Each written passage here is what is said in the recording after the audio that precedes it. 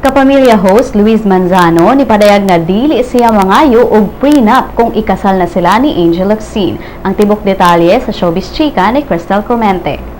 Walay prenuptial agreement. Mao kini ang ingon ni Luis Manzano sa dihang mibutyag siya sa posibleng mahitabo kung settle down na gyud sila sa iyang girlfriend nga si Angel Locsin. Matod ni Luis nga dili na kinahanglan ang prenup kay dako daw siya og salig kang Angel. Dugang paniini nga mas dako pa daw og kita si Angel niya diin kung unsay naa niya, gamay ra daw kini ikumparar sa unsay naa ni Angel.